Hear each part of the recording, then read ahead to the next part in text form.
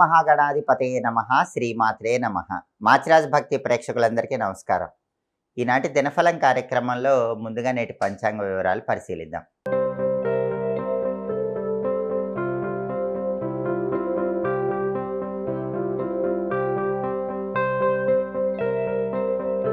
November 23 శనివారం దినఫలాన్ని పరిశీలిస్తే అష్టమి తిథి రాత్రి 7:58 వరకు ఉంది.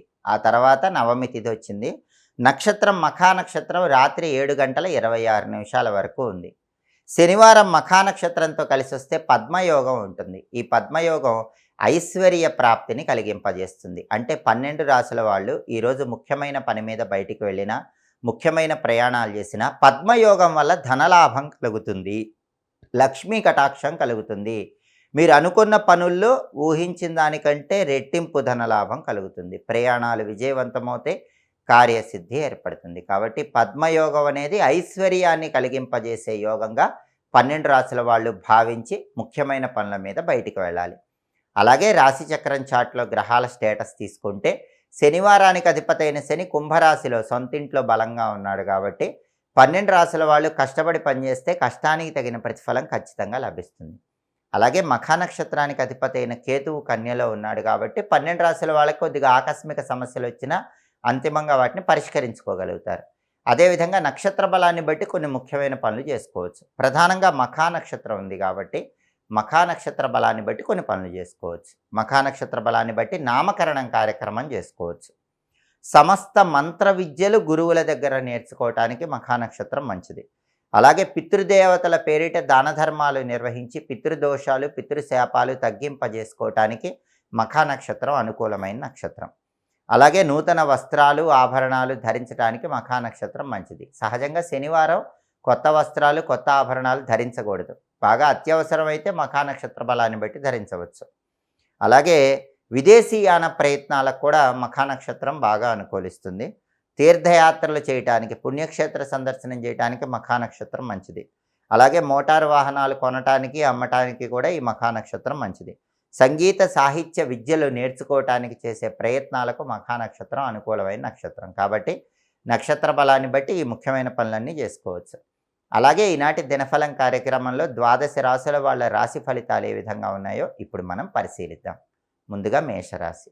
మేషరాశి వాళ్ళకి ఈరోజు భాతృవ పరంగా విశేషమైన ప్రయోజనాలు చేకూరతాయి. అంటే సోదరుల యొక్క పరిపూర్ణమైన సహాయ సహకారాలు లభిస్తాయి.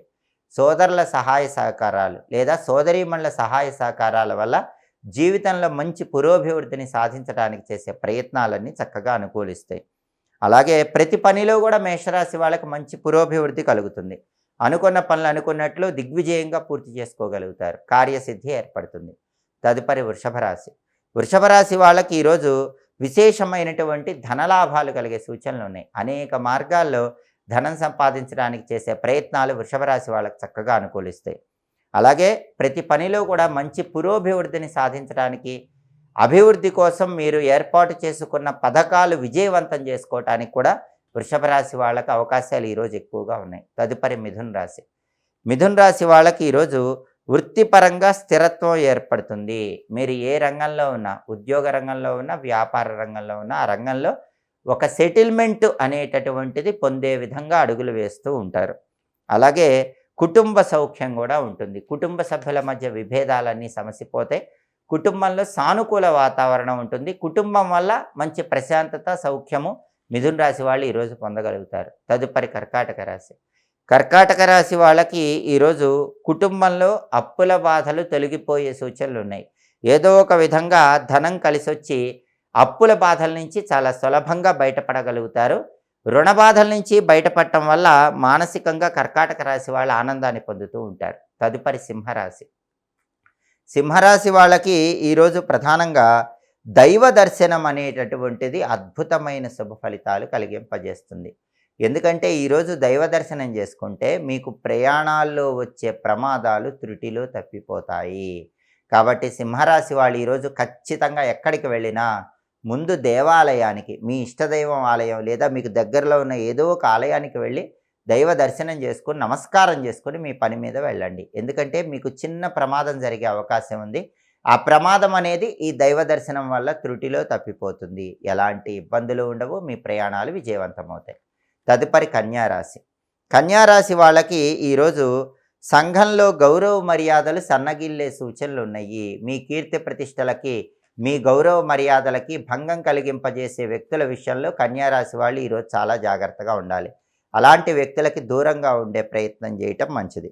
అలాగే మనోవేదన అనేది కొన్ని వ్యవహారాల్లో కన్యా రాశి వాళ్ళకి కలిగే సూచనలు ఉన్నాయి. ఆ మనోవేదనని అధిగమించేటటువంటి ప్రయత్నం చేయటం మంచిది. తదుపరి తులారాశి. తులారాశి వాళ్ళకి ఈరోజు వాహనాల మీద ప్రయాణం చేయటం ద్వారా ఇబ్బందికర పరిస్థితులు ఎదురవుతాయి. కాబట్టి అలాంటి ఇబ్బందికర పరిస్థితులు లేకుండా వెల్లుల్లిపై దగ్గరుంచుకొని వాహనంలో ప్రయాణం చేయటం, దుర్గాదేవికి పూజ చేసిన కుంకుమ బొట్టు పెట్టుకోవటం, ఆంజనేయ స్వామికి పూజ చేసిన సింధూరం బొట్టు పెట్టుకోవటం చేయాలి. అలాగే తులారాశి వాళ్ళు చిన్న చిన్న నష్టాలు ఎదురైనప్పటికీ ప్రయాణాల్లో మనోధైర్యంతో వాటిని అధిగమించి ముందడుగు వేయాలి. తదుపరి వృశ్చిక రాశి. వృశ్చిక రాశి వాళ్ళకి ఈరోజు ఏ పని ప్రారంభించినా ఆ పనికి ఏదో ఒక ఆటంకాలు వచ్చి ఆ పనులు చెడిపోతూ ఉంటాయి. అయినప్పటికీ మనోధైర్యం కోల్పోకుండా ఆత్మవిశ్వాసంతో ముందడుగు వేయటం ద్వారా మీ పనులు విజయవంతం చేసుకోవచ్చు. తదుపరి ధనుస్సు రాశి. ధనుస్సు రాశి వాళ్ళకి ఈరోజు ప్రధానంగా రుణబాధల వల్ల ఇబ్బంది కలిగే సూచనలు ఉన్నాయి. కాబట్టి సాధ్యమైనంత వరకు అప్పులకు దూరంగా ఉండే ప్రయత్నం చేయటం మంచిది. స్థిరాస్తిని అమ్మవలసినటువంటి అవకాశం కలుగుతుంది. స్థిరాస్తులు అమ్మటం లాంటివి చేస్తారు. అధికారుల ఒత్తిడి పనిచేసే చోట కలుగుతుంది. కాబట్టి అధికారులతో కూడా కొంచెం ప్రశాంతంగా సమన్వయంతో మాట్లాడే ప్రయత్నం చేయటం ధనుసు రాశి వాళ్ళకి చాలా అవసరం. లేకపోతే పనిచేసే చోట అధికారుల వల్ల చికాకులు పెరిగే సూచనలు ఉన్నాయి. తదుపరి మకర రాశి. మకర రాశి వాళ్ళకి ఈరోజు మానసికంగా కొన్ని ఆందోళనలు చోటు చేసుకుంటూ ఉంటాయి. వాటిని అధిగమించే ప్రయత్నం చేయటం మంచిది. ఏ పని ప్రారంభించినా ఆ పనిలో కొద్దిగా విఘ్నాలు ఎదురయ్యే సూచనలు ఉన్నాయి. కాబట్టి విఘ్ననాయకుడైన గణపతిని స్మరించుకొని ముందడుగు వేయడం ద్వారా ఆ విఘ్నాలన్నీ అధిగమించవచ్చు. తదుపరి కుంభరాశి. కుంభరాశి వాళ్ళకి ఈరోజు ప్రధానంగా ప్రతి పనిలో కూడా అనుకూల ఫలితాలు ఏర్పడతాయి. అనుకున్న పనులు అనుకున్నట్లు కుంభరాశి వాళ్ళు దిగ్విజయంగా పూర్తి చేసుకోగలుగుతారు. ఆర్థిక, ఆరోగ్య, కుటుంబ వ్యవహారాల్లో చక్కటి ఫలితాలను అందిపుచ్చుకోగలుగుతారు. తదుపరి మీనరాశి. మీనరాశి వాళ్ళకి ఈరోజు ప్రధానంగా హృదయపరమైనటువంటి ఆందోళన ఉంటుంది. అంటే మనసులో ఏదో కొన్ని విషయాల్లో ఆందోళన చోటు చేసుకుంటూ ఉంటుంది. కాబట్టి మీనరాశి వాళ్ళు ఆ ఆందోళన అధిగమించే ప్రయత్నం చేయాలి. అలాగే ధన నష్టం కలిగే సూచనలు కూడా మీనరాశి వాళ్ళకి కనిపిస్తున్నాయి. కాబట్టి మీనరాశి వాళ్ళు ధనం ఖర్చు పెట్టేటప్పుడు 1కి 10 సార్లు ఆలోచించి జాగ్రత్తగా ధనాన్ని ఖర్చు చేసుకోవాలి. 12 రాశుల వాళ్ళు అనుకున్న పనులు అనుకున్నట్లు దిగ్విజయంగా పూర్తి కావాలంటే ఈ రోజుకి ఒక ప్రత్యేకత ఉంది. అదే కాలాష్టమి. ఇంకొక ప్రత్యేకత కూడా ఉంది. అదే దాంపత్యాష్టమి. కార్తీక బహుళ అష్టమిని కాలాష్టమి లేదా దాంపత్యాష్టమి అని 2 పేర్లతో పిలుస్తారు. కాలాష్టమి అంటే కాలభైరవుడికి ప్రియమైన రోజు కాబట్టి 12 రాశుల వాళ్ళు ఓం కాలభైరవాయ నమః అనే మంత్రాన్ని 11 సార్లు చదువుకోవాలి. దాంపత్యాష్టమి అంటే గౌరీ శంకర్లకు ప్రియమైన రోజు కాబట్టి ఓం గౌరీ శంకరాయ నమః అనే మంత్రాన్ని కూడా 11 సార్లు చదువుకోవాలి. కాలాష్టమి, దాంపత్యాష్టమి సందర్భంగా 12 రాశుల వాళ్ళు ఓం కాలభైరవాయ నమః, ఓం గౌరీ శంకరాయ నమః ఈ 2 మంత్రాలు ఒక్కొక్క మంత్రం 11 సార్లు చొప్పున చదువుకొని పని మీద బయటికి వెళితే తిరుగులేని విజయాలు కలుగుతాయి. అనుకున్న పనులు అనుకున్నట్లు పూర్తవుతాయి. కార్యసిద్ధి ఏర్పడుతుంది. వృత్తి, ఉద్యోగ, వ్యాపార రంగాల్లో విశేషంగా రాణించవచ్చు. అలాగే శనివారం కాబట్టి ఉదయం 6 నుంచి 7 మధ్యలో, మధ్యాహ్నం 1 నుంచి 2 మధ్యలో, రాత్రి 8 నుంచి 9 మధ్యలో శనిహోర ఉంటుంది.